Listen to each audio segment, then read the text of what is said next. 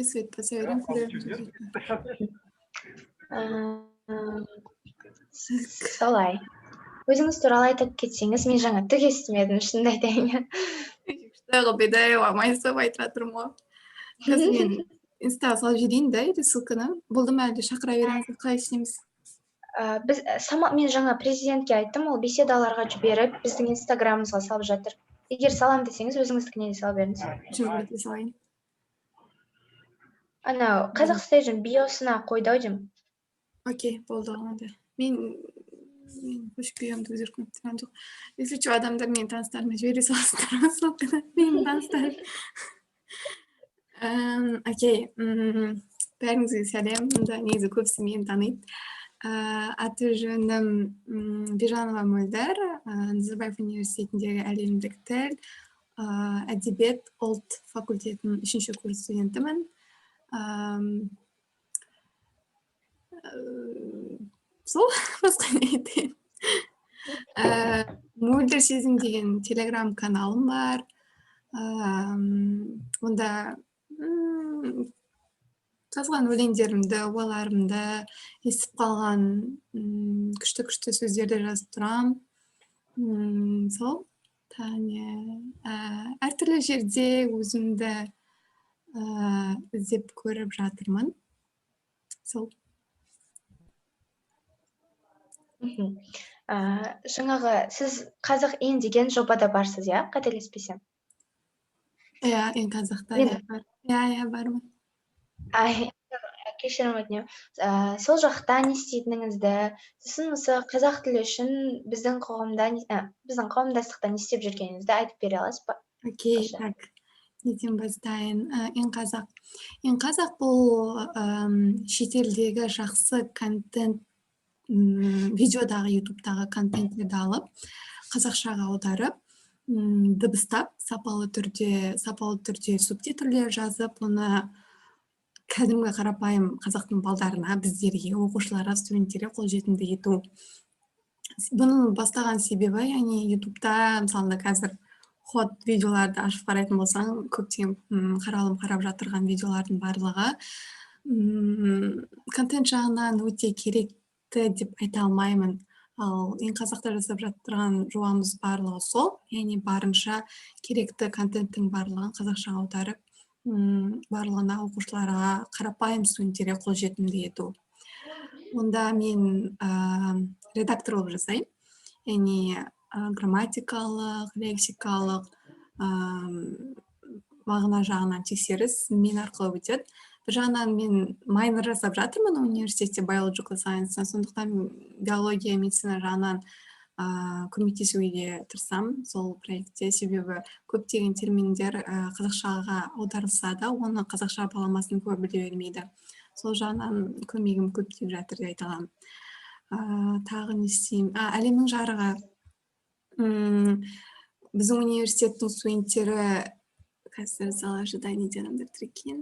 Біздің университеттің студенттер арасында әлемнің жарығы деген республикалық оқушыларға арналған және оқушылар мен мұғалімдерге арналған журнал бар. Онда мен аудармашы болып жасаймын. Яғни орысша, ағылшын мақалаларын қазақшаға аударамын. Өте керемет журнал, ішіндегі материалдары керемет, ғалым туралы, Қазақстандағы әлемдегі жерлер туралы. Біз мектепте қалай мектеп сабақтары қаншалықты қызық емес деп қарастырған таптаурынның барлығын бұзуға арналған. Мен өте қатты жақсы көремін сол журналда. Сонда қазақша аударып жатырмын. Осы жылдан бастап бізге Алматы қаласы бойынша 200-300 мектеп тіркелді. Подписка бойынша өте қуаныштымыз. Сол журналда жұмыс жасап жатырмын бір жағынан. Тағы не істеп жатырмын? Тағы бір жоба бар. Бұл әлі белгісіз, бола ма, болмай ма. Бұл біздің университеттегі Linguistics Department бар. Сол Multimedia Corpus of Kazakh Modern Language бойынша жоба бастап жатыр. Сонда мүмкін research assistant болам, немесе болмаймын, әлі белгісіз. Керемет. Естіп отырсаң, біраз дене жасап жатқан сияқтысыз, биология майнер. Сіздің тәулігіңізде 30 сағат бар ма деп. Осы біз негізі сценарий бойынша жаңағы осындай күрделі сұрақтарға өтпес бұрын қысқаша блиц дайындағанбыз сізге, блиц сұрақтар. Яғни блиц сұрақтар білесіз қой, тез айтасыз. Мен сізге 2 выбор берем, 2 таңдау берем, мынау или мынау деп. Кеттік, бастап көрейік. Біріншісі, жоқ, барлығы таңдау емес екен, кешірім өтінемін. Бір сөйлемде, мысалы күнделікті өмірде, орташа есеппен қанша орысша сөз немесе интернационал сөз қолданасыз? Мен ба? Бір сөйлемде. Мысалы, бір сөйлем... Неше сөз деп қарастырайық орташа? Орташа мен. Қанша сөз болады? 5-6? 9-8 деп көреміз ба? 8-9 сөздің кемінде... Ұзақта сөйлейміз ғой. Кемінде бір сөзі код свитчинг, яғни код свитчинг деген бір әңгіме айтқанда бір сөйлем ішінде басқа тілдерді араластырып сөйлеу. Соның 2-3 басқа тілдікі. Егер ойланбай сөйлейтін болсам. Егер сізде 2-3 басқа тілдікі болса, жарайды. Келесі, уже деген сөзді қалай аударар едіңіз орыс тілінен? Сол негізі сөйлемнің өзіне байланысты. Мысалы, уже я пришел десем, мен келіп қойған. Яғни қойған деген соңындағы суффикспен жалғаумен ойланып кетеді, мен аударғанда. Немесе тағандай уже произошло, болып кетті. Өзі ешқандай мағына айтып керек емес, себебі ол көмекші ғана сөз болып тұр ғой, лексикалық жағынан. Сол үшін ол сөйлемнің өзіне байланысты аударам мені.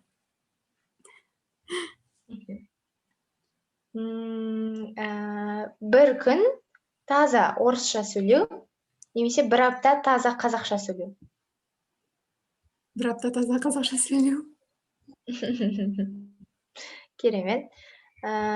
Келесі. Бүгінгі күннің кілт сұрағы, яғни ең басты сұрағы, балкон әлде қылтима? Балкон. Мен бұл туралы көп айта аламын, қылтима сөз туралы. Неге бұл андай түсініксіз термин болып кетті? Сол, негізі бұл былайша күліп қарағанмен, біздің жастардың қауымдастығына өте біртүрлі сұрақ. Мысалы, қазіргі жастарға айтсаң, мысалы, қазақша бір керемет сөз айтшы десең, қылтима дейді. Ол бір жағынан дұрыс шығар, бірақ бір жағынан қазақ тілінің кішкене мұқатып тұрған сияқты көрінеді, өйткені керемет сөздер көп қой, а олар бір түсініксіз сөзді айтады. Жалпы қылтима сөзінің өзі балкон сөзінің ресми аудармасы емес. Мен жаңа айттым, аударма жолы жасаймын дегенде, бізде термин.com деген сайт бар. Термин.com, яғни Қазақстан Республикасы бойынша үкіметінің жанында орналасқан аудармашылар одағы. Яғни олар барлық терминдердің барлығын қазақшаға ресми түрде аударып тіркейді. Ал сол термин.комда балкон сөзі қылтима деп аударылмаған, қылтима деген сөз мүлдем болмаған.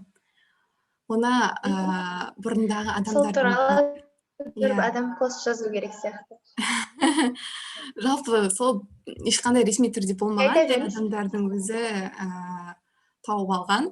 Жаңа мысалы велосипедтің өзін шайтан дорба, шайтан арба деп аударып алды. Сол сияқты әркім өзінің түсігі бойынша аударып алып, оны сондай деп есептеп кеткен, бірақ ол ешқашан ресми түрде дәлелденбеген аударма.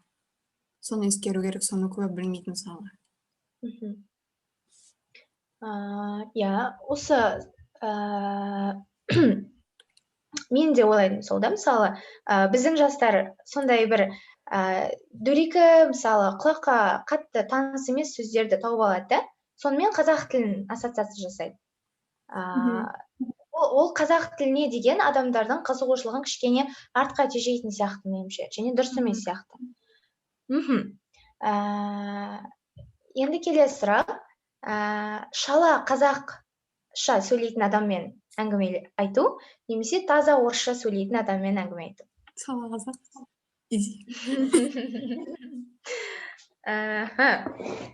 Қызық.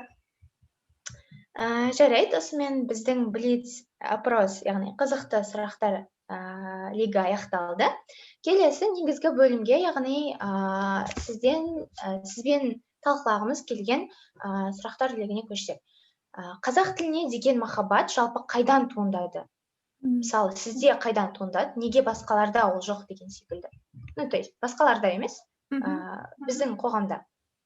Негізі менде қазақ тіліне деген махаббат, Қазақстанға, қазақ ұлтына деген махаббат отбасыдан басталды деп айта аламын. Менің әкем де, анам да кішкентай кезімнен сол қазақ тілін үйретіп, қазақша тілді үйреніп, орысшамен барынша араластырмауға, тазаға жақсы сөйлеуге, көне қазақша сөздерді үйретіп, түсіндіріп келген. Кейіннен ол махаббатты ары қарай шыңдаған мектеп болатын. Мен ең қызық мен туралы факт ол мен 11 жылдық оқу жылында 6 рет, 7 рет па сынып өзгерттім да. Әртүрлі мектепке барғанның өзінде әртүрлі мұғалімдер кездесті. Қазіргі заманауи тілмен айтқанда әртүрлі менторлар кездесті. Солардың барлығы маған қазақ тіліне деген сүйіспеншілікті одан сайын шыңдай түсті. Соның арқасында мен бар жақтан, жан жақтан қазақ тіліне деген махаббатымды ояттым деп айта аламын. Керемет. Келесі сұрақ. Қазіргі таңда қызығушылығыңызды қолдайтын, осы мысалы шығармашыл адамсыз ғой, тілге байланысты. Сол натураңызды қолдайтын ортаңыз бар ма? Ортаңыздың әсері бар ма осындай адам болып қалыптасуыңызға? Негізі бар. Ол өте көп адамдар деп айта аламын. Негізі кішкентай кезімнен бері мен күнделік жазып бастаған. 3-ші сыныптан бастап мен күнделік жазатын едім да. Онда әртүрлі өзім сезімдерімді, ойларымды, күнделікті болып жатырған заттар жазатынмын. Кейіннен әлі күнге дейін күнделік жазамын. Кейіннен ол осы мөлдір сезімге ұласып кетті, өлеңдерім шығып. Ал қолдайтын адамдардан өте жақын достарым бар, сіңілім бар, жаман жақсы көретін, қолдап отыратын.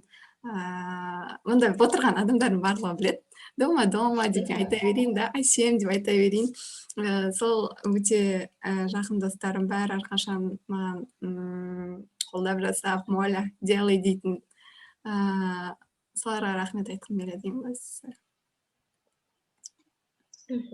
Тамаша. Сонда орта рөл ойнайды ғой, адамның бір бағытта қозғалуына. Керемет. Келесі. Неден шабыт аласыз осы шығармашыл адам ретінде? Адамдардан бөлек. Қандай нәрселерден? Бір сөзбен айтқанда өмірден. Ал көп сөзбен айтқанда айналамда болып жатқан оқиғалардан, оқыған кітаптан, сөйлескен достарымнан, сөйлескен әңгімеден, көрген оқиғамнан, немесе оқиғадан түсінген сезімімнен шабыт аламын. Сол сезімді жеткізуге тырысамын. Аяғыңызды ұстаңыз. Сәлем ба?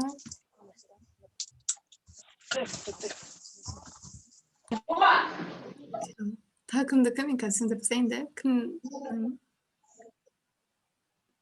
Кімнің несі қосып тұрсам, ой. Болды өтім? Болды ма? Болды. Сол шабыт беретін адамдар өте көп. Адамдар, оқиғалар, көріністер, видеолар, әртүрлі әңгімелер. Кез келген жерге барып мен шабыт ала аламын негізі. Бірақ тиіп кетсе ғана сол шабытты мен ары қарай өлең, немесе әңгіме, немесе жазу ретінде шығара аламын.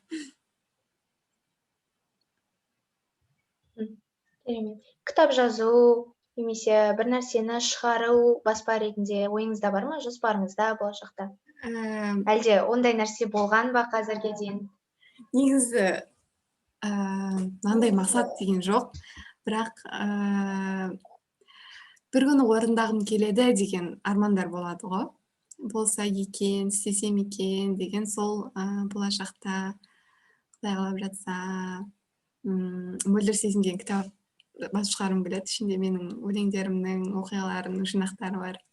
Атында Мөлдір сезім деп қойғым келеді. Керемет, керемет естіледі. Аха. Сіз жақсы көретін 3 шығарма. Қазақша болсын, жалпы шабыт беретін өнеріңізге, шығармашылығыңызға. Осыны оқыңдар деп айтатын көрермендерге. Маған вот ең бірінші кішкентай кезімде оқыған бұл бірінші кітап «Вокруг света за 8 дней», Жюль Верн, француз шығармашылығы. Екіншісі өсе келе бұл «Бегущий за ветром». Міндетті түрде оқыңыз, маған қатты ұнайды. Сосын қазір оқып жүрген кітабым, күнделікті шабыт алатын кітабым. Бұл «Миллионер думает» деген кітап оқып жатырмын. Шамиль Алауиддиновтікі, соны оқуға кеңес беремін. «Миллионер думает», «Миллионер слушает», «Миллионер» деген 3 бөлімі бар. Соны әрқайсысын оқып көрсеңіздер болады. Мен қазір «Слушать»ты оқып жатырмын. Ал қазақша жазушылардан біреудің шығармашылығына қызығушылық танытасыз ба? Қазақша дегенде мен негізі контемпори қазіргі заманның ақындар туралы көп білмейтінмін, жазушылар туралы. Бірақ кейіннен контемпори курсын алып университетте көптеген қазіргі жас ақындарды, жазушыларды тауып алдым да. Соның ішінде көп негізі айтатын болсам, бірақ соңғы кезде қатты мән беріп жүрген адамдарымның бірі, кім десем екен, Самал деген жазушы бар, сол қатты тиеді. Расми сияқты жазушылар, Мэри деген қыз бар Алматыдан, ол да қазіргі атақты болып кеткен қыздар, Аяшка дегендер бар. Олардың барлығы мен сияқты жас қыздар, жас жігіттер, сондықтан маған қатты тиетін сияқты. Сол алдында кездесу болған, үлкен ағаларымызбен, ақындарымызбен, сол кезде олар айтқан, қазіргі жастардың айырмашылығы бұлар бұрынғы СССР-ді қозғамайды деп. Яғни былай қарап отырсақ, негізі кітаптардың көбісі СССР-мен қалыптасып қойған ғой. Я соғыс туралы, я СССР-дың кезіндегі оқиғалар туралы, я қиналып жатырған халық туралы. Ал қазіргі контемпори СССР-ды алып тастаған дүние өте аз деп. Сондықтан бәлкім маған қазіргі заманғы жас ақын жазушылар ұнайтын шығар деп ойлаймын. Ал бірақ неге қазіргі әдебиет, осы қазақ әлеміндегі қазіргі әдебиет көпке таныла бермейді? Себебі оны танытпайды деп айтқым келеді. Мысалы, Мақпал Шер туралы естіп едіңіз? Мен естімедім. Алматының Балапан телеарнасының ең директор жүргізушісі бар, ол Мақпал Шер, аты Мақпал Шер, өзінің никнеймі десек болады. Сол ұйымдастырған Қолтаңба деген Алматыда өтетін кеш бар. Сол кеште жаңа айтқан жазушылардың, ақындардың барлығы жиналады. Бірақ сол Мақпал Шердің айтқан есімде біз әлі күнге дейін, мысалы мектептің кітабын ашып қараңыздар, контемпори. Біз әдебиетке қалай оқимыз? Басында ертегілер кетеді, аңыздар кетеді, жырлар кетеді, одан кейін батырлар жырлар кетеді, одан кейін 70-ші әл-фарабилар кетеді, мысалы, одан кейін барып біздің кәдімгі алаштар кетеді, алаштардан кейін барып СССР-дың кезіндегі жазушылар кетеді, сонымен бітіп қалады.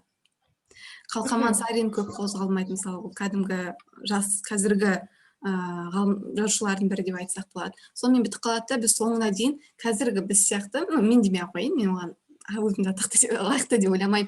Бірақ мысалында қазір біз сияқты жас жігіттер мен қыздардың арасында танып келе жатырған ақын жазушыларды олар жазбайды, қоспайды. Сол себепті оларды бізге тану да, білу де қиын, себебі ол туралы ешкім айтпайды. Ол туралы ешқандай мысалында көп қаражат бөлінбейді оларды дамытуға, оларды қолдауға арналған. Егер оларды қолдайтын болса, меніңше өте көп танымалдыққа ие болар деп айта аламын. Сен мысалында бізде ресерч университетте ресерч қолданады ғой. Бір ресерчерді көрсең, мысалында ресерчпен айналып жатқан студентті көрсең, вау, күшті деп қарайсың, ол кейіннен танылып кетеді, кейіннен университет арасына танылып кетеді. Бірақ олай қолдайтын ақша түрінде немесе кәдімгідей жазба түрінде қолдайтын біздің мемлекет бойынша жұмыс аз жасалып жатыр деп ойлаймын өз басым. Сол үшін де Бұл сонда материалдық жағынан жетіспеушілік па? Біреудің ниетті түрде жасаған іс-әрекет емес қой, мысалы, қазіргілер лайықты емес деген секілді. олай деп ойламаймын. Түсінікті. Бірақ бұл стагнация негізі өте қатты байқалады, сіз айтып жатқандай. Но бертін келе жаңағы СССР-дің кезіндегі жазған әңгімелерден кейін тоқтап қалады. Мүлде әдебиет жоқ сияқты, мүлде басқа ешкім қолына қалам алып жатқан жоқ сияқты. Сол нәрсе қызық. Келесі сұрақ. Айта беріңіз. Бар. Бірақ белгісіз кім екені. Белгісіз.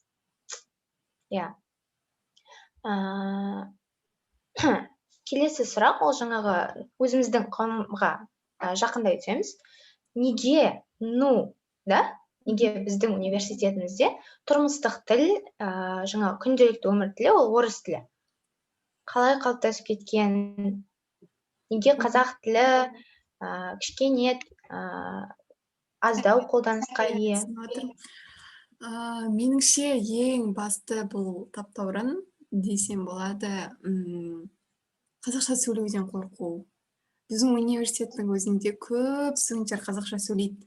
Мен есімде фондқа келгенде, менің япымда бәрі орысша сөйлейтін.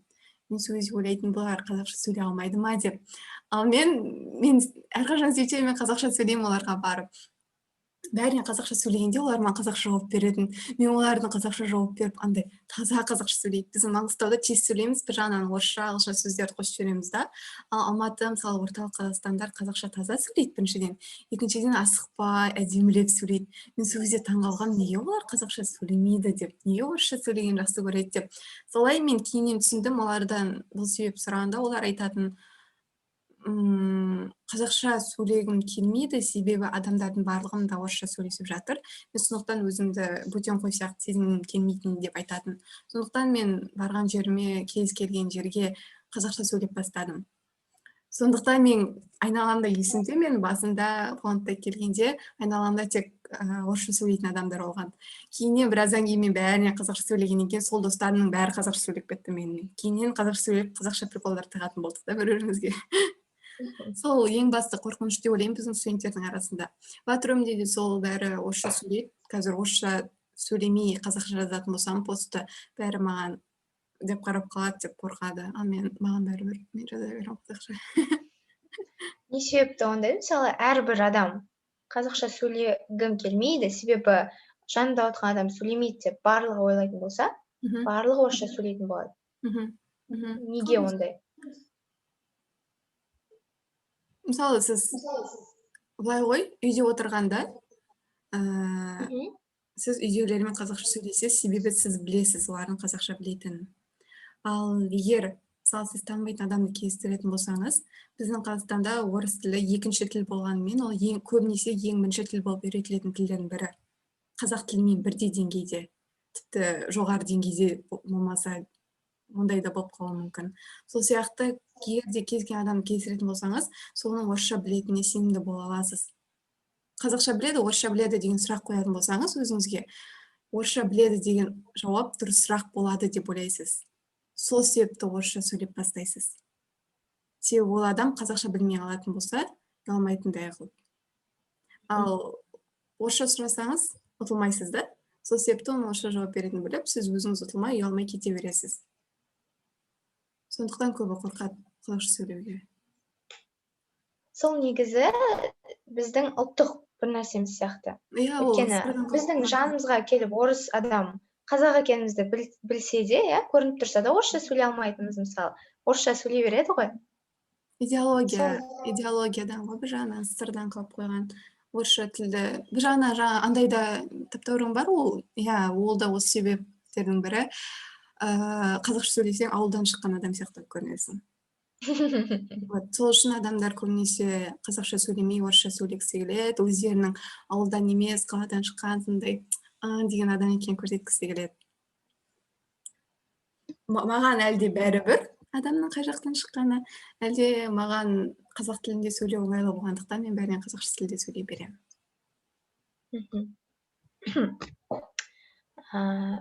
Сол біз де оңтүстіктенбіз. Мен және достарым осы Астанаға келгенде бәрінде сондай ой болған. Бізге орысша сөйлеп үйрену керек, неге барлығы орысша сөйлейді деген секілді. Бірақ қазір өзіміздің ортамызды тауып алдық, мысалы қазақ стейдж деген секілді. Сосын кез келген адамға қазақша сөйлей береміз. Орысша сөйлесең, бір жағынан эмоцияның жеткіліксіздігі болатын секілді. Білмеймін, жеке бас өзіме. Кеттік. Келесі, ол бізде мысалы жаңағыдай айтады ғой, сіз айтып жатсыз, мен басқаларға барып қазақша сөйлеймін деген секілді. Мен жақында бір видео көргенмін. Бір қазақ жанашыры сөйлеп жатыр екен, да? Біздіңкілер неге қазақша сөйлемейді, шын ойласа деп, мысалы айтады, жаңағы қазақ тілі туралы сіздің жанашырлығыңыз, махаббатыңыз саусағыңыздың ұшынан басталады. Барып банкоматты басқанда қазақ тілін неге таңдамайсыз деп айтып жатыр, да? Сосын мен бір күні соны естігеннен кейін көрдім. Қазақ тілін банкоматтан және әртүрлі жерден қазақ тілін басамын, да? Бірақ түсініксіз. Өйткені өте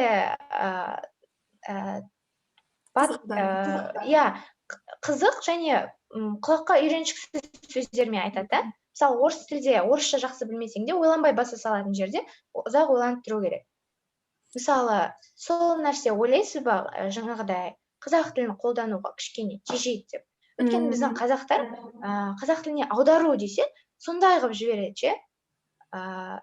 Немесе орысша сөйлейді, немесе әдебиетке толықтай аударып жібереді.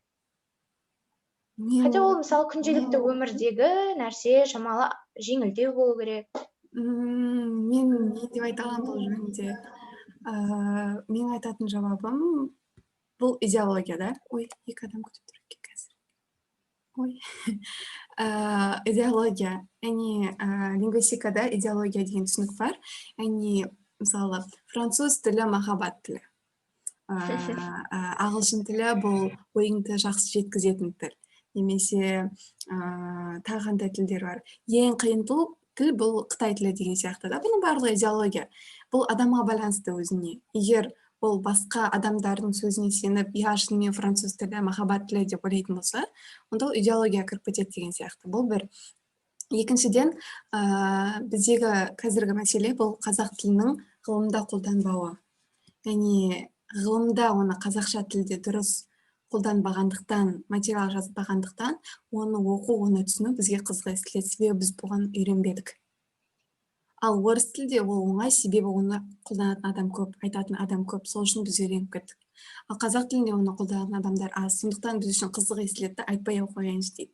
Бірақ оны, мысалында, мен айтып бастасам, сіз айтып бастасаңыз, менің достарым айтып бастаса, бір-бірімізбен құлағымызға үйреншікті болып кетеді, біз айта береміз. Ең басты себеп сол. Менде де мысалында айттым ғой, әлемнің жарығында бірнеше ғылыми мақалаларды аударамын деп. Сол кезде менде терминкомға кіріп аудармаларын қараймын. Кейбір сөздер қызық естіледі, бірақ егер ана сөйлемді алып грамматикалық тұрғыдан дұрыстап қойып, дұрыстап түсіндіретін болсаң, маған түсінікті. Ол жай құлақ үйренбегендіктен. Мысалы, жаңағыдай орыс тілін өмірлік сфераларда азайтудың қажеті бар ма? Мысалы, құлағымызды қазақ тіліне үйрету үшін. Егер қазақ тілін күнделікті өмірде, мысалы, қандай сөздерде ойлайсыз бұл күнделікті өмірдегі орысша сөздер? Мысалы, жаңағы қарапайым көшеге шықсаң, остановка деп айтамыз.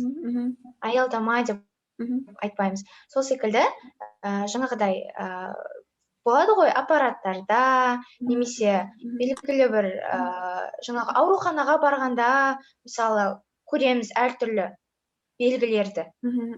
Сол жерлерге, мысалы, көбінесе ол жерлерде орысша белгілер тұрады. Орысша тұрады көп нәрселер, мәліметтер.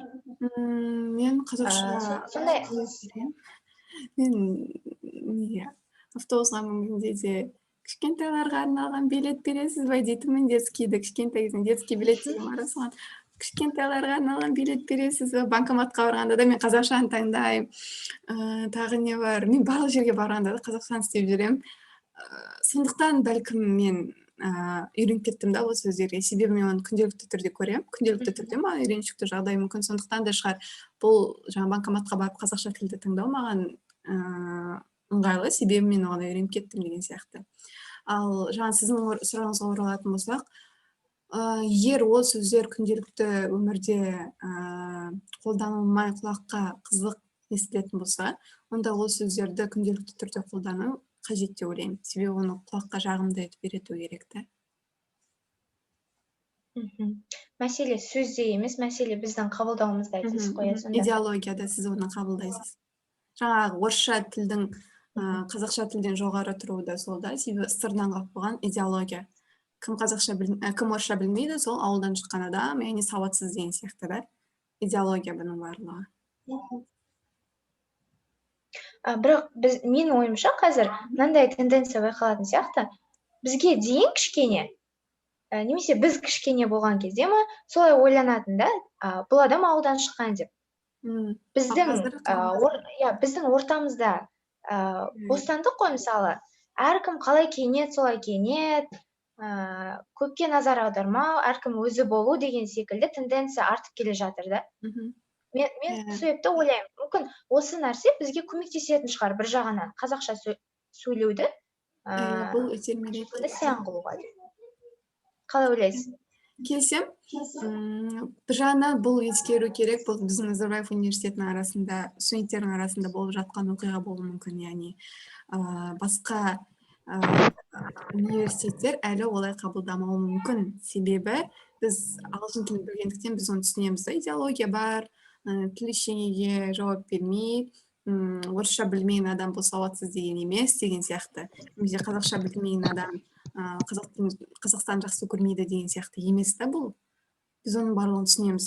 Сондықтан мүмкін шетелдік емес, басқа университеттегі, біздің Назарбаев университетінен басқа университеттің барлығы әлі де сол баяғы түсінікпен қабылдауы мүмкін.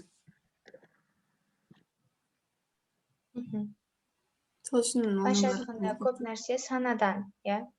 Қалай қабылдайсың соған байланысты көбісі. Бірақ мысалы жаңа сіз секілді адамдардың қоғамда болуы өте шабыттандырады. Мысалы, ұялмаңыз. Мен мысалы сіздің телеграм каналыңызды оқыдым, бірақ ұзақ уақыт бұрын оқыдым, қателеспесем. Сол нәрсе мысалы көрсетеді. Біздің университетте барлығы солтүстіктің адамдары емес екенін, сол секілді.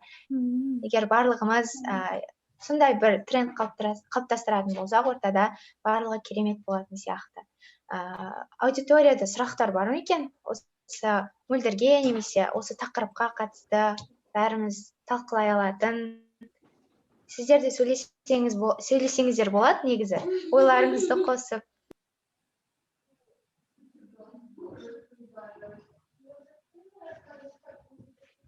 Бір сұрақ болған сияқты чатта. Тимурлан Нарбай сұрапты, осы құлтырауын күйсандық деген сөздер ресми еме. Құлтырауын деген есімде жоқ, бірақ күйсандық ресми емес. Пианиноға да күйсандық деген. Күйсандық ресми емес, жаңағы құлтима, жертатақ, шайтан арба деген сияқты бұл да адамдардың ойлап тапқан аудармалары. Мысалы, шайтан арба деп неге шайтан арба деген, бұл велосипед пайда болған кезде велосипедке айтылатын сөз ғой. Кетіп бара жатқанда велосипедін өзім итер жіберетін болсам, біз бұралып кете береді ғой. Сонда оны не шайтанын айдап жатыр деген сияқты алып шайтан арба деп атап кеткен. Бірақ ол ресми түрде тіркелмеген, оны аудармашылар қолданбаған, оны адамдардың өздері ойлап тапқан. Көбінесе ол сосын бақта, яғни бір медиада қолданады. Яғни медиа оның барлығын өздері аударып алып, өздері халыққа резонанс тудыру үшін қолданады көп жағдайда. Соны ескеру керек. Ол бір жағынан гипербола сияқты немесе андай көңілді аударту үшін. Жансая қол көтерді. Құлтырауын деген сөз неге болмауы мүмкін? Күнделікті өмірде естіп жүрген сөз сияқты, құлтырауын, крокодил. Себебі нақты сенімді емеспін, бірақ қолтырауын дұрыс сияқты. Себебі мектептен бері қолтырауынды үйреніп келе жатыр ғой крокодилдің. Иә, мен де солай ойлаймын. Дұрыс сияқты. Сол үшін білмеймін дегенім. Жансая бірінші көтер. Иә, сұрақ қоямын деп дедіңіз ба? Давай, Жансая. Рахмет. Сәлеметсіз бе? Менің Мөлдірге қоятын сұрағым, маған жалпы сіздің телеграмдағы өлеңдеріңіз ұнайды, және сұрағым осындай. Сіз қазір бір отырған кезде бәрін жазасыз ба, әлде мүмкін арасына уақыт салып, мысалға бірнеше күнде жазып бітіресіз бе? Негізі мен сезімнің адамымын да. Мысалы бірдеңе болады, маған шабыт келіп тұрады, мен соны заметкаға жазып тастаймын. Сосын егер қайттан оқып шығамын, егер ұнаса, мен телеграмға саламын. Егер ұнамай немесе буындары келмей жатса, жұмыс шек сияқты болса, кейінге салып қоямын, кейіннен сосын осы телеграмға бірдеңе салу керек еді-ау деген кез келгенде заметкалерді ашып, сол жақтан қарап, жөндеп, қосып, алып, сосын барып саламын. Иә, жауабыңызға рахмет. Арнұр қол көтеріп жатыр екен. Сәлеметсіз. Мен деген осы кітап оқығаннан өзім деген кітап оқи алмайтын адам едім. Маған бір енді осы кітап оқып бастауды, сол қазақша кітаптар оқуды қалай бастауға болады, қалай шабыт алуға болады, соған көмектесіп жіберсеңіз. Сіз мысалы күнделікті фильм қарағанда немесе жалпы кітап оқисыз ба, орыс, ағылшын тілінде, әлде бұл тек қазақ тіліне емес, барлық кітаптарға байланысты ма? Жоқ, орысша жалпы кішкене оқимын, бірақ қазақша оқығанда дым желание дей ма, сондай болмайды. Орысша қандай кітаптар оқисыз, қай жанрда оқисыз? Жанр дегенде әдеби кітаптар емес, қазіргі заманауи басқа, қазіргі заманнан шығып жатқан әртүрлі оқиғалар айтылған сондай кітаптар. Мысалы, қазіргі әдеби шығып жатқан кітаптарда мысалы бөлінеді, фантастика, немесе саяси деген сияқты, немесе махаббат туралы деген сияқты. Немесе соған байланысты таңдау керек. Мысалы, махаббат туралы кітаптардан өте көп қазіргі әдеби шығып жатқан кітаптар көп. Керек болса маған жекеме жазсаңыз болады, кітаптар тізімін бере аламын. Рахмет, онда. Күтемін сізді. Сіздің контакттеріңізді тауып жазармын. Сау болыңыз. Рахмет. Жансая қайттан қол көтеріп жатқан сияқты. Иә, сіздің қазақ тілінде сүйікті фильміңіз туралы сұрайын деп едім. Сондай фильм бар ма? Қандай фильмге кеңес берер едіңіз қазақ тіліндегі? Қазақ тілінде мама.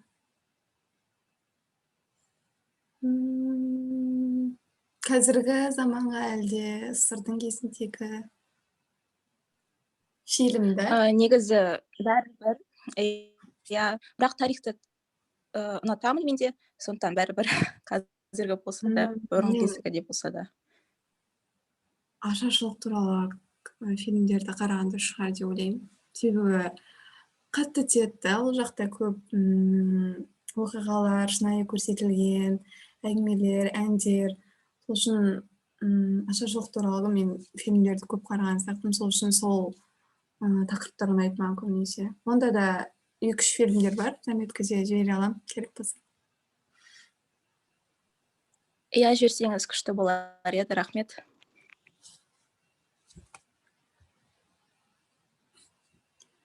Да, чатта бір сұрақ келіпті.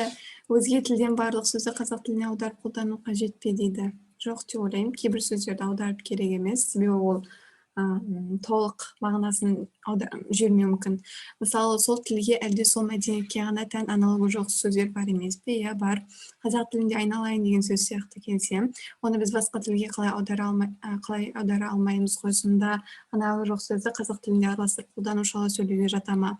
Негізі мынаны түсіндіріп алу керек. таза қазақ тілі деген түсінік жоқ. Таза орыс тілі деген түсінік жоқ, таза ағылшын тілі деген түсінік жоқ. Оның барлығы идеология.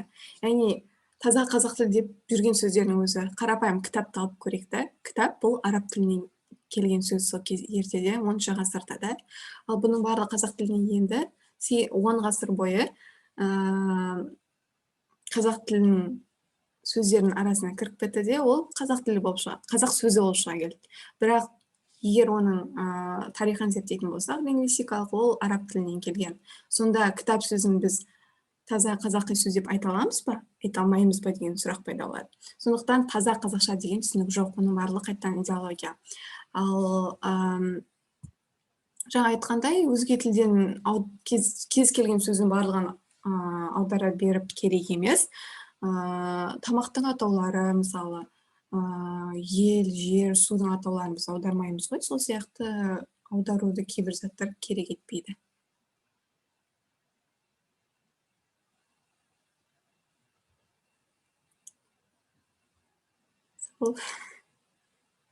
Сұрағыңызға жауап берейін деп ойлаймын. Темірлан Нұрбай, қазақ латиницасы жайлы ойыңыз қандай? Қазақ латиницасы ма?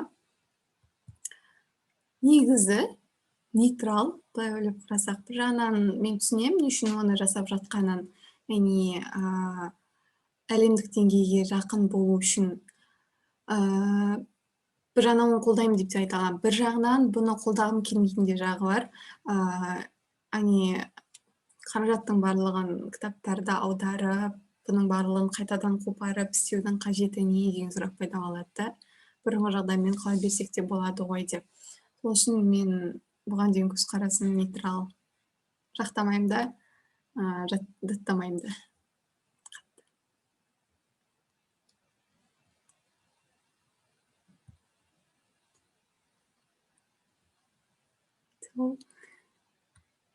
Сол сұрақтар бітті ма? Басқа ешкімде сұрақтар жоқ па мөлдірге? Өздеріңіз айтқыларыңыз келетін аргументтеріңіз, ойларыңыз? Иә, айтпақшы. Бұған қарамарсы аргумент айтпайсыздар ма?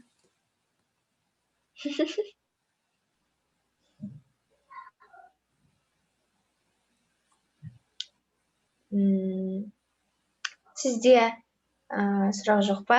Аудиторияға қоятын, бізге қоятын, немесе өзіңіз айтқыңыз келетін нәрселер?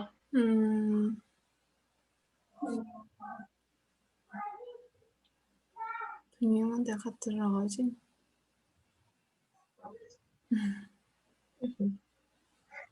Бізге бір өлең оқып бере аласыз ба? Өз шығармашылығыңыздан. Так. Неге тыңдаймыз? Менің мөлдір сезімге кірейік.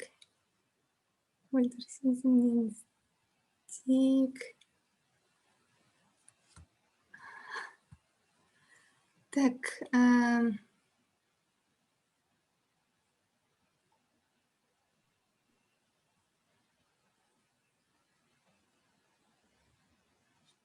Білмеймін. Соңғы жақта шыққандарынан оқиын ба?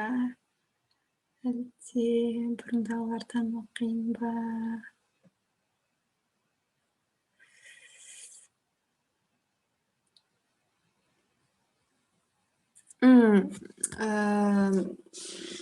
Мынаны оқысам болады. Мен жалпы мектептен бері маған ешқандай пән қатты қызығушылық танытпаған еді. Кейін өсе келе биологиялық химия бағытындағы мешітті бітіргендіктен университетке биохим бағытында түстім мен. Бірінші курс биохимия оқыдым, кейіннен тілдерге ауысқым келіп шешім қабылдадым. Бұл шешім менің өмірімдегі ең басты және ең қиын өзім шешкен қадамдардың бірі болды. Үйдегілер қарсы болып бұған.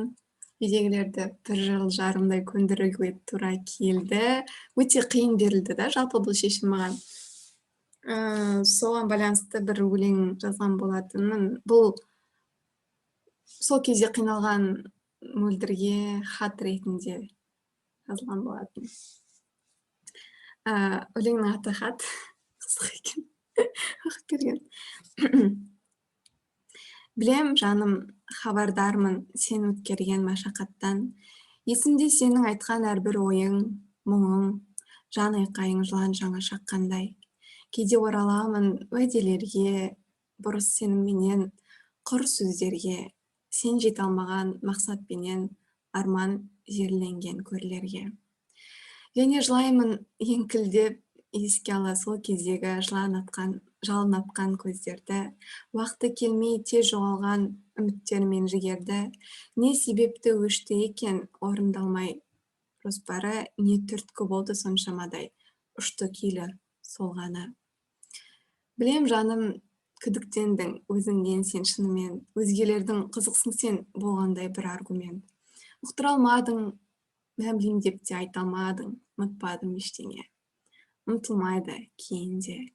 Керек десең, көмекейде тұрып қалған қара тас та есінде.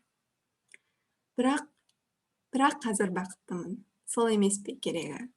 Жылап өткен түндерменен ашу от ызғары, тұра алмайды бақытпенен тыныштықтың қасында. Білесің бе, арқасында солардың осы сәтте күліп тұрмын тамсана. Ендеше жаным, өкінбейік өткенге. Рөлі бітті, сабақ алдық, жылжиықшы ертеңге. Әттең келеді дағы құшақтағым, сол кездегі сенімен дегім келеді. Мөлдір жан, өз уақытымен бәрі болады. Сен тек сен. Болды. Керемет. Ендеше ешкімде сұрақ болмаса, Серікбол Сайлаубайұлы деген кісі қол көтеріп жатыр екен. Сәлеметсіз, тамаша өлең. Мына өлеңіңіз енді жалғызсырап қалмасын, тағы да жұп болсын деп бір екінші өлең сұрағым келіп тұрады. Махаббат туралы өлеңіңіз бар ма? Жалпы махаббат туралы ән өлең жазасыз ба? Соны айтып берсеңіз. Жазғам. Махаббат туралы дейсіз бе? Жазғам. Махаббат енді басталып жатырғанда әкесі туралы ма, әлде махаббатпен қоштасып жатқандағы әкесі туралы ма? Менде екі кезең бар, қайсынан оқиын? Сол басталып жатқандағысы сол жақсы шығар деп ойлаймын.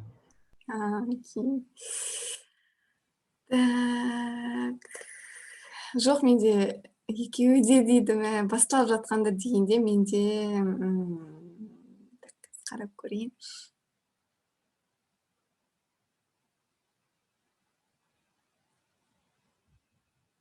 Екі өлеңде де оқу керек болып кетті ғой, иә. Басталып жатқанда.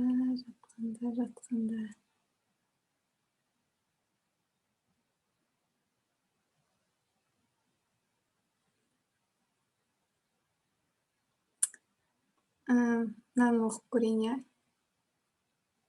Негізі концерт ұйымдастырайық дейді, давайте, бос болсаңыздар, бәріміз әркім өзінің айтып өлеңдерін оқып берсін. Бастап жатқандағысы дегенде, шегеленісу, шарықтау шегімен қосылып кеткен, иә, келсем. Қайсын қиын өтір едім?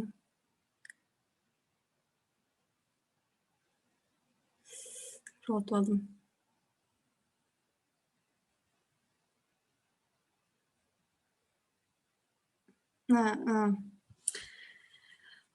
Санамдасың, жазылмайтын жарамдайсың.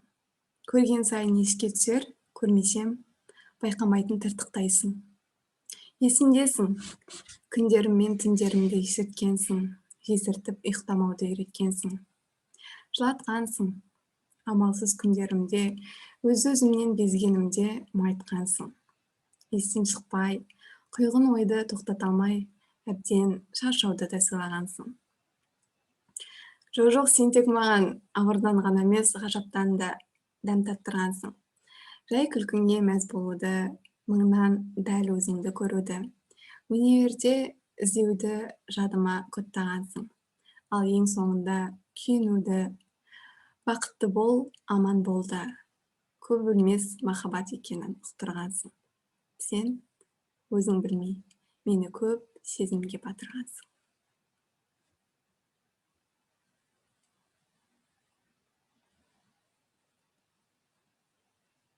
Осы тұста бір сұрақ қойса болады ма? Негізі әдетте ақындар, жазушылар немесе өнерге жақын адамдар тез ғашық болады және көп адамға ғашық болады деген әңгімені көп естиміз. Ал сізде қалай? Бұл жеке басқа байланысты әрине, бірақ айыпқа бермасаңыз. Білмеймін, мен өзімді өзгелерді тез ұнататын адам ретінде қатты айта алмаймын. Көбінесе мен саналды түрде ол жаққа саналы түрде қарауға тырысамын. Бірақ жалпы өмірді жақсы көргендіктен мен адамдармен сөйлескенді ұнатамын, адамдарды көргенді, қызықтағанды, достасқанды, әңгіме айтқанды, адамды білгенді ұнатамын. Бірақ оны адамды ұнату деп айта алмаймын да. Жақсы көру деп айта алмаймын.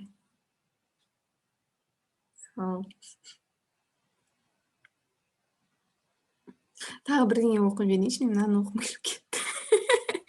Сіздер де оқыңызшы, айтпақшы өздеріңізге ұнайтын өлеңдеріңізді. Бұл жаңа мен айттым ғой, өмірлік туралы, өмірге кішкентай кезімізден бастап бізге өзгелердің қойып келетін әңгімесі туралы болатын. Қазір тәңірмен тауып алайын.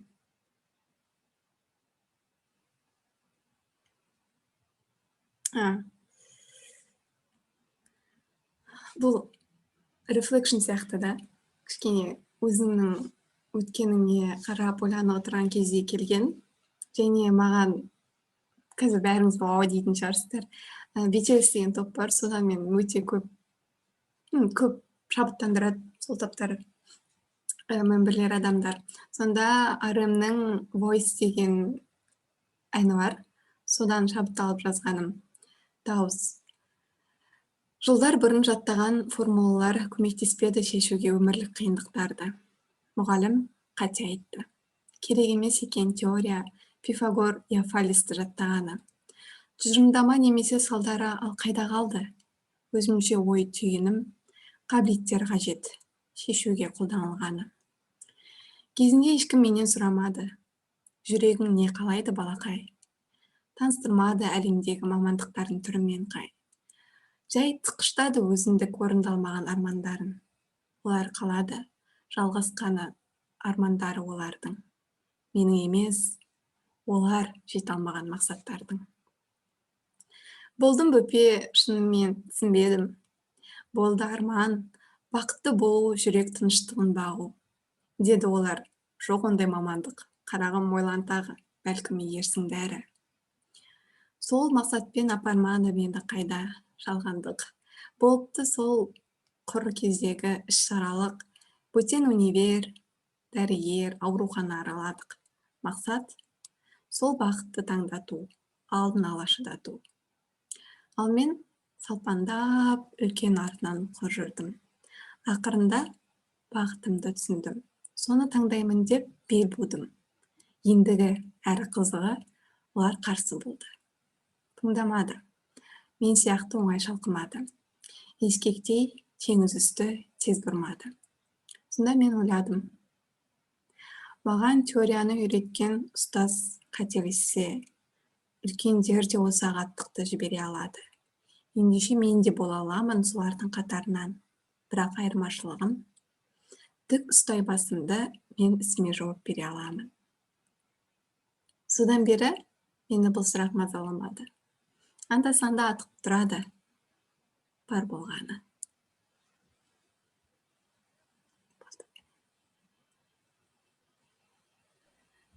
Керемет.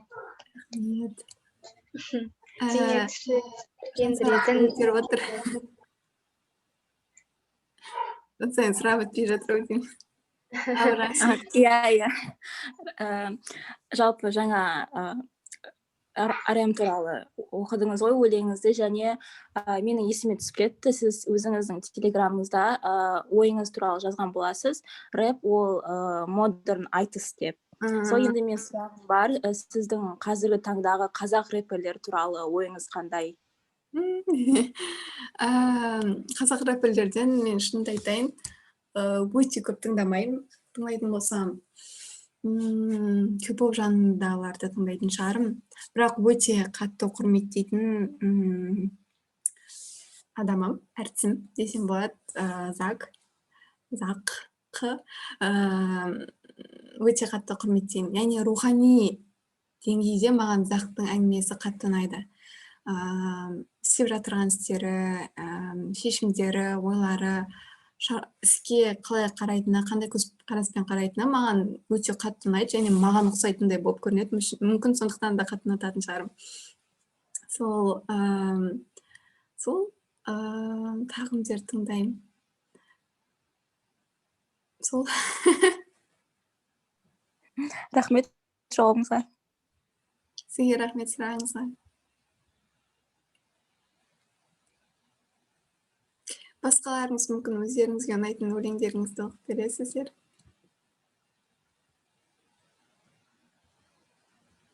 Мүмкін өздеріңіз жазып жүрген, ешқайда оқи алмаған өлеңдеріңіз бар шығар. Соны оқып бересіздер. Маған ұнайтын екі өлеңді оқып тастадыңыз ғой. Онда басқасын үшіншісін оқып берсеңізші, менікін біріңіз оқып беріңізші, маған қызық басқалар қалай көретін.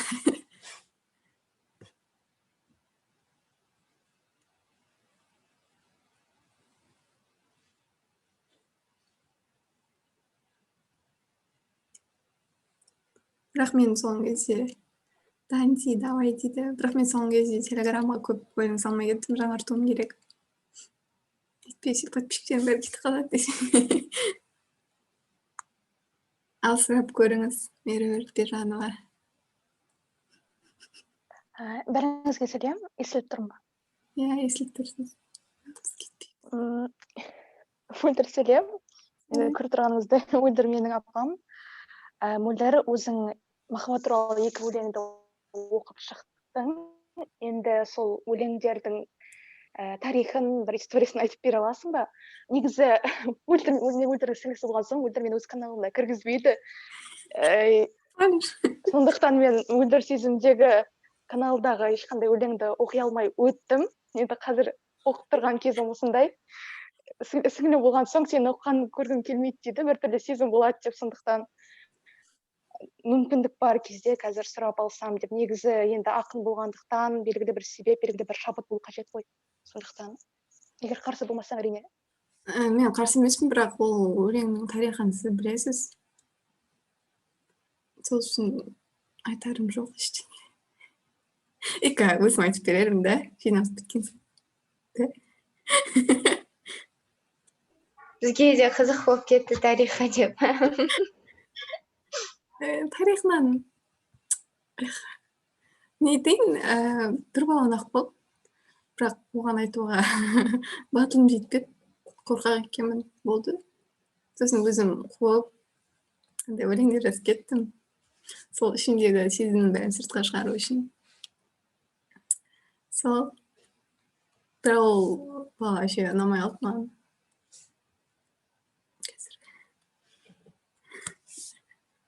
Сол, осыма Меруерт ханым естігіңіз келгені, мен сізге бұл оқиға туралы бір емес бірнеше рет айтып беріп едім ғой. Негізі мына жақта адамдардың жартысы бұл оқиғаны туралы біледі.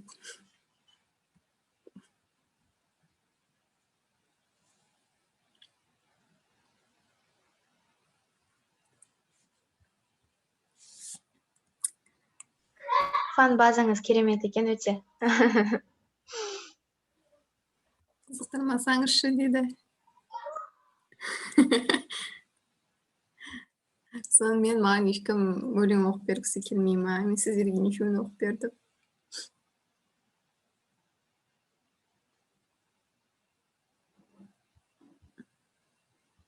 Айтпаймын Меру саған енді, ренжіп қалдым. Десең.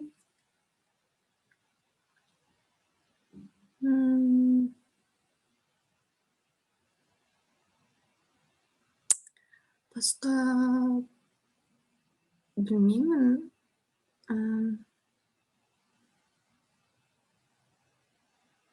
Егер мен былай қысқаша айтып берейін жаңадан естігендерге. каналдың басы кішкене махаббат туралы, потому что сол кезде мен махаббат фазасында беді қалқып жүргем. Ал қазір соңғы кездері көбінесе ішкі рухани түсінік туралы шығар. Рухани даму немесе құлдырау, жоқтарды көру, өз өзіңмен сөйлесу, өз өзіңмен қалу, өз өзіңді түсіну деген сияқты тақырыптарға байланысты сол.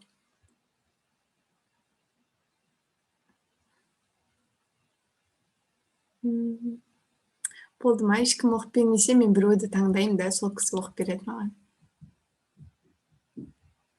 Маған сіздің карантин туралы өлеңіңіз қатты ұнайды. Мүмкін соны оқып бересіз, Жансая? Жалпы мен мәнерлеп оқудан негізі қатты жоқпын, оны бірақ оқып көрейін, тырысып көрейін. Қайсысы карантин? Соны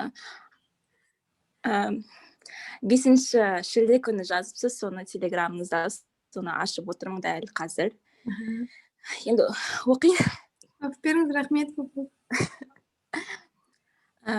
Бәлкім карантин тоқтағанда, вирусқа вакцина табылғанда, ендігі қашықтық болмағанда біз кездесерміз. Бәлкім адамдар үйлерінен шыққанда, ауырғандар аман қалғанда, дәрілер мен бетперделер табылғанда біз қайта жолығармыз. Мүмкін антидене нық орныққанда, жөтел бұрынғыдай шошытпағанда, жедел жәрдем әдеттен тез келгенде біз жүздесерміз. Қауышармыз, қуанармыз, жүзімізден уақыт құнын байқармыз. Жоғалтудың зардабын, жылаудың залалын көзімізден ақ оқып жатармыз. Бір күні бір-бірімізбен табысармыз. Оған дейін өтінемін, аман есен қалшы. Сен маған керексің, сені мен сағынамын. Сен тек соны біліп жүрші, жалынамын.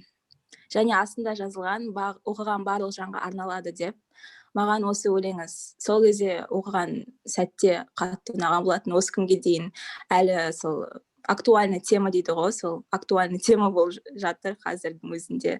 Сондықтан қазіргі кезге дейін ұнап келе жатыр осы өлеңіз. Рахмет, көп қолдау көрсеткеніңізге. Мен байқаған шығарсыздар, мен үшін білмеймін, өлеңді оқу, айтып беру, каналым бар екенін айту ұялам қатты. Білмеймін екенімді. Сондықтан кішкене мойындау, ауырлауда маған. Бірақ осыншама қолдау көрсетіп келіп жатқандарыңызға көп рахмет айтамын. Шын жүректен.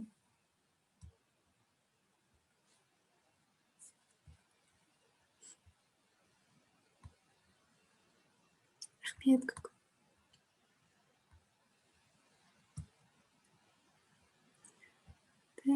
Онда мен бір адамды таңдап соған оқытайын ба?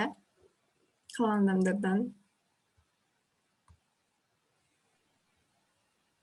Кеттік көрейік. Бәрі шығып кеткендей соңада неден каналда соңда. Қызық болады дейді.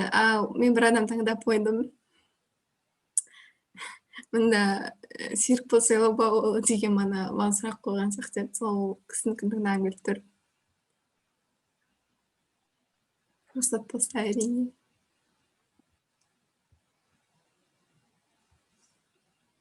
Осындасыз ба?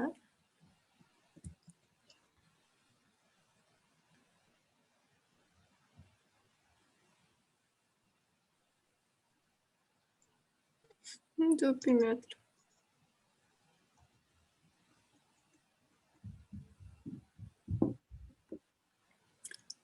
Артта ушы оқып бере алмайтын сияқты дейді.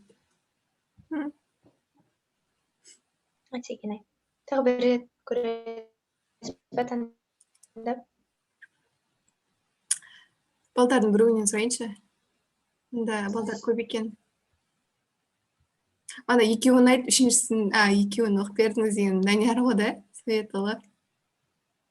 Да?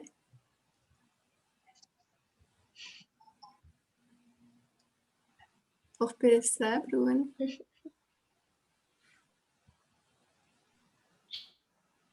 Бұл мәселе The Theater Doesn't Exist деген не шығып жатыр. Біз Айнұр екеуміз таба алмай жатырмық. Нені? Каналды ма? Прям ссылкасы Мен жоқ қой, прям. мен каналды жауып Прямой тастадым. ссылкасы. Мен каналды Э. жауып тастадым, неге екенін білесіздер ма? Мен қазір ссылкасын жіберейін. Маған соңғы 2-3 күнде күніне 10 орыс адамдар бір уақытта тіркеліп кетті да. Сосын мен шошып кеттім, мыналар кім, қайдан шықты, бұлар мені қайдан біледі деп. Содан закрытый қылып тастап едім, қазір жіберейін. Орыстардың қорқасы де. Былай болды, мен оны кірді ғой, бір уақытта тіркеліп та, содан кейін мен алар кім деп не істедім, сосын удалить тастамайын ба? Келесі күні түнде тағы 6 кіреді. Сосын қайтадан удалить тастаймын, қайтадан 6 кіреді. Сосын тағы удалить тастадым да, қойыңшы деп закрытый қылып тастадым. Қорқамын өлеңдерімнің бәрін ертең залмат етіп, удалить етіп тастап, бірдеңе қылып тастамай ма деп. Хайп емес, менде бар болғаны 30 подписчик. Так, ссылканы қалай жібереді?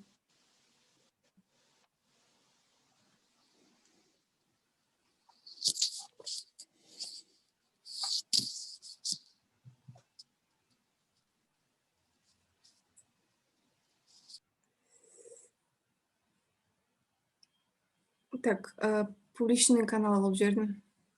Енді кіре беріңіз. Іздеп көріңізші, мөлдір сезім бар ма? Жоқ, Меруерт, сізге рұқсат жоқ. Іздеп көріңізші. Данияр ма еді? Түс па? Мөлдір сезім деп.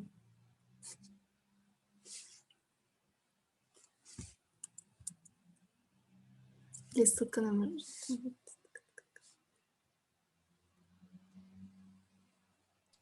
Жоқ, әлі шыққан жоқ что-то. Осы кезде мен телеграмды қолдану, қалай қолдану керектігін ұмытып қалдым.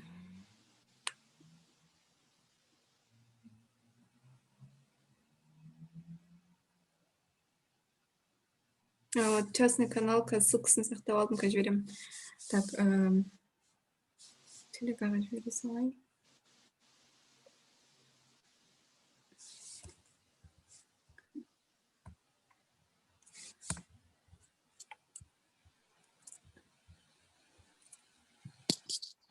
Данияр, дайындалып алам дегенше Меруерт оқып берсе қалай бізге? Меруертте ссылка жоқ. Ол да кіргісі келіп отыр. Жоқ па? Өлең оқып көресіз.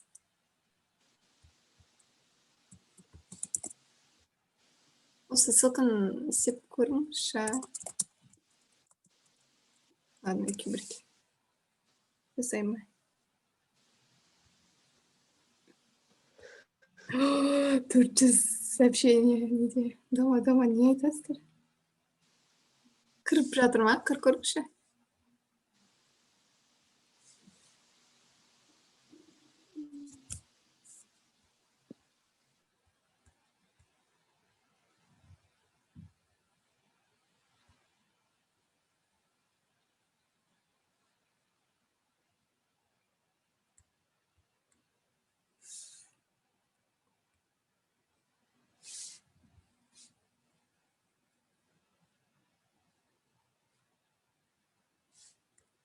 Все, публичный канал қылдым. Кейін оқырсыз ойлайды дейді. Публичный қылдым. Іздейтін болсаңыздар.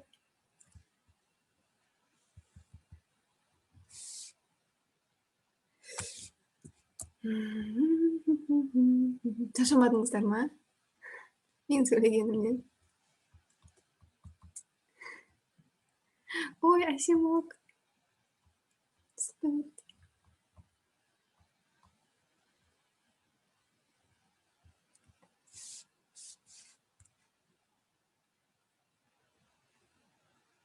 Сені айтып жатыр.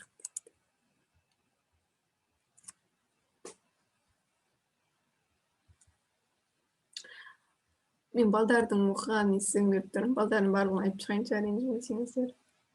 Серікбол оқи алмаймын деген кісі бар екен мұнда. Мади, Тимірлан, Азамат, Данияр. Мен балдар көп екен да сізде. Өлең оқып беріңізші, өздеріңізбен айтын. Мүмкін өздеріңіз шығарған Оқып беріңіз, бірақ өзіңізге ұнайтын, бірақ менікін емес. Да, Меруерт?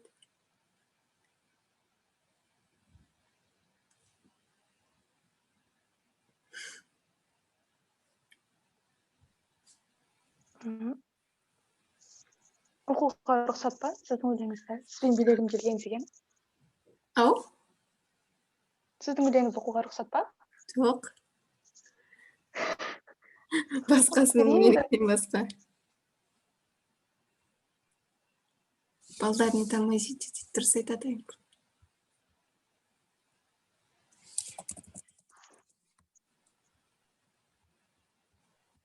Данияр, сен не қылдың? Оқымайсың ба не? Жоқ болып кеткен сияқты. Азамат, онда сіз оқыңыз. іздеватырмын. Азамат, сіз оқыңызшы онда. Деп балдарға тиісе береді дейді.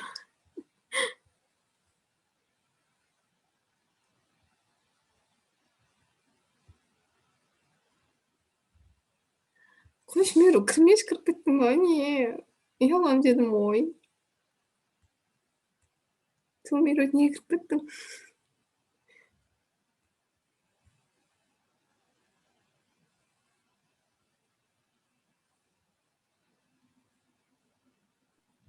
Өлең оқысам шығамын дейді. Оқы, қалаған.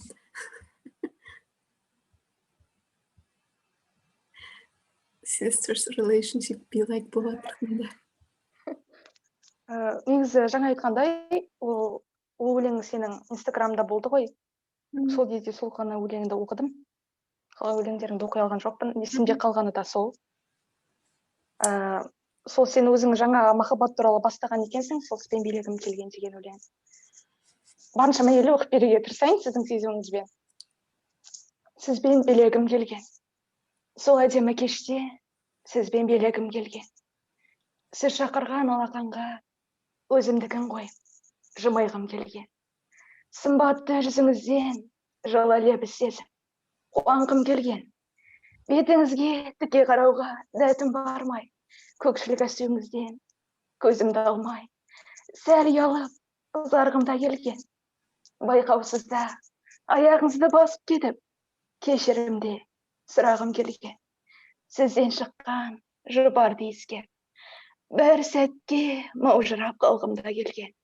Әлемде жалғыз қалғандай, әлем тоқтап қалғандай, әлсіз жүрек болып батырдай, сізбен билегім келген. Әттең, мен ғана сізбен билегім келген.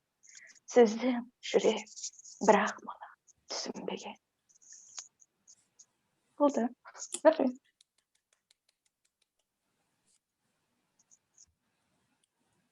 Рахмет, көп. Күшті оқыдың, Меру. Approved by an author. Керемет. Өлеңде оқыған Меруерт те керемет.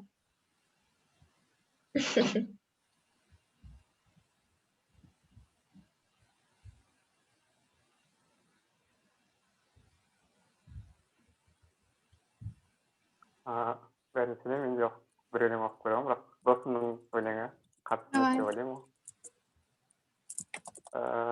Хафиз дейтін досымның тоже телеграм каналы бар, осы өлеңдерге арналған, қара қалған деген.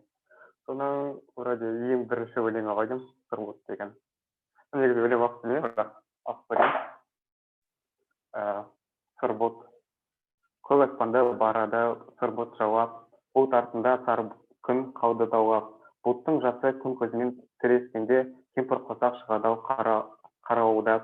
Нөсерлі күні сұрбұттай қалма жұғап, байқаусыз шалағанда қалма құлап. Дауа жаңбыр қатты нөсер болса дағы, әрбір бұлттың артында күн бар бірақ. Сұрбұтқа бір көңілмен қарамаған, ашық күнді ыстық деп қаламадың. Еш нәрсені жақтырмай жүргенімде, зу етіп өтермекен қалағаның. Көк аспан шақырғанда қарамадың, көк түтін толы ғаламторда араладың. Ересек тәнің тірлігіңді түсінгенмен қабылдай алар ма екен бала жаның. Мүмкін сен адамзат малға байсың. Емес пе екен сол байлық жанға қайшы, сол бұттың кеткенін күтемін деп, бар күніңді батырып алмағайсың.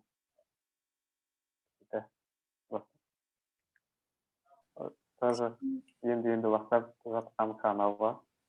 Күшті. Тоже қосылсаңыздар болады, қара қалам деген. Қара қалам? Пиар жасаймын мен де. Бізде қазақтардың көбісі қара дегенді жақсы көреді. Қарапайым, қара таңба, қара қал, қара киім. Көп қарамен жазады, қара бала деп. Қара сөз мен. Қалай дедіңіз? Қара қалам. Қара қал? Қара қалам. Қалам. Мен де супер жасаймын. Және мен ба? Жоқ, жай супер. Қара қалам. Жай қара қалам. Қара өлең қалам және мен деген бар екен. Мен жібердім чатқа.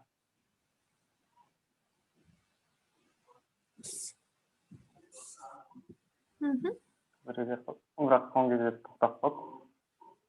Жақсы бастамай еді. Рахмет, көп көремін. Рахмет. Ой.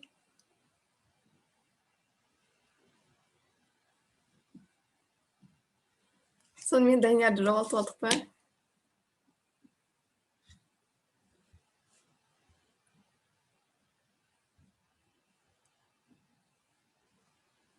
Передацияда оқыңыз емей ма өзің сөйлейтін өлеңді? Мен прям тиісіп кеттім ғой бәріңізге. Оқы деп. Мен өлең оқуға ондай жоқпын. Көпшілікке ұяламын.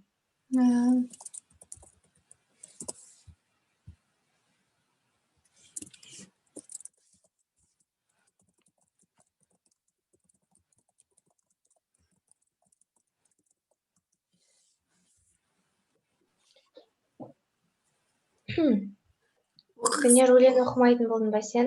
Оқығысы келетін адам жоқ па? Жоқ болсақ, байлаймыз ба? Данияр ұзақ кетіп қалды. Оқиын ба?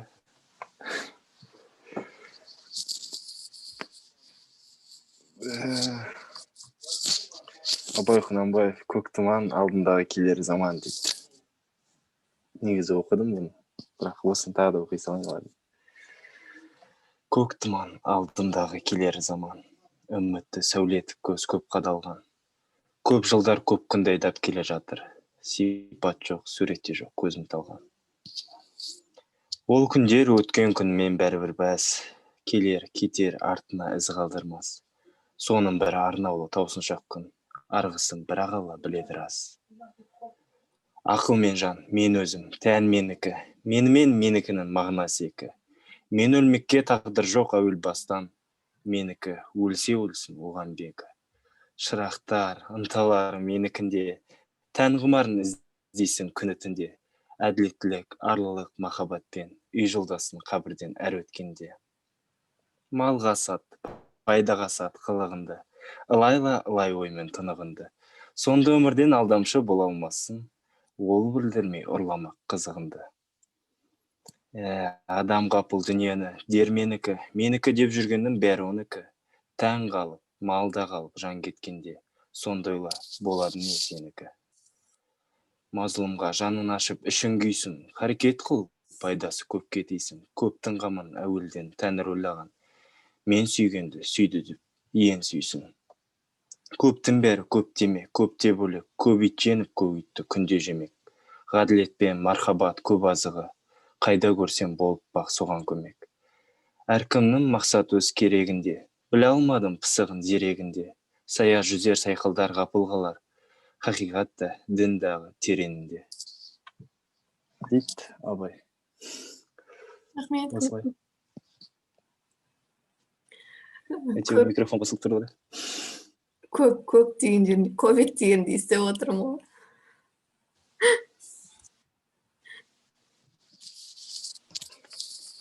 Керемет, Данияр. Енді самал оқып жүрсе.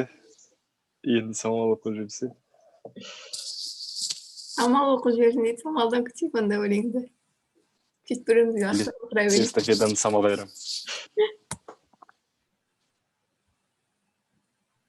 Ондайды келіспедік қой, Данияр.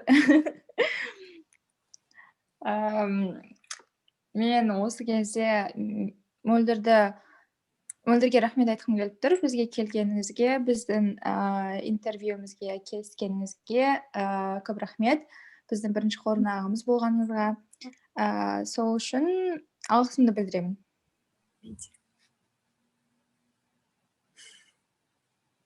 Менің ойымша бұл өте керемет әсерлі кездесу болды. Сол үшін де энергия алмасы болған сияқты мен үшін. Сол үшін қызықты әңгіме үшін рахмет айтайын деп едім. Рахмет көп ниетіңізге, шақырғандарыңызға, уақыт бөлгендеріңізге, қатысушыларға, тыңдармандарға рахмет көп тыңдағандарыңызға.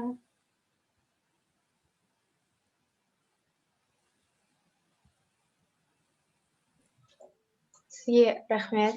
Өте керемет кеш болды. Барлығын өзіңіз ұйымдастыруға көмектесіп кеткеніңізге рахмет. Техникалық ақаулар үшін кешірім сұраймын, егер мен жақтан бір нәрсе болса.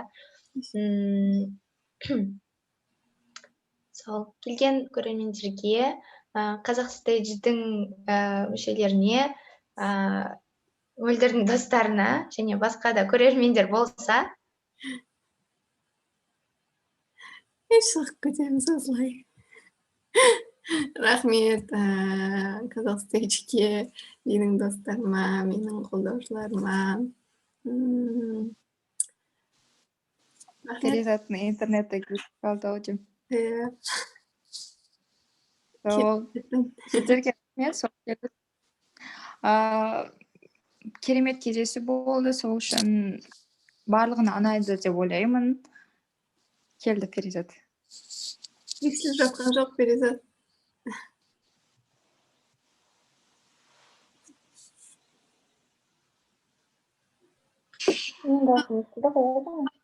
Болды, енді естіледі.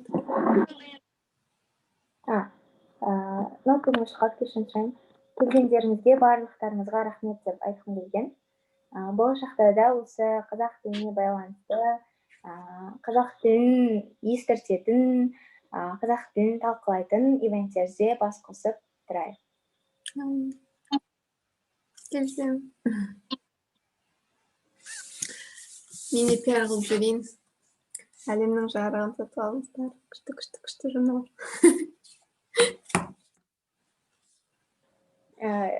Ол жазылу керек па? Инстаграмда аккаунты бар шығар. Бар, тіркелсеңіздер болады, доставкамен алдырып тауға болады. Күшті. Олай болса, бәріңізге рахмет. Сау болыңыздар. Сау болыңыз. Сау болыңыздар. Сақтайтын.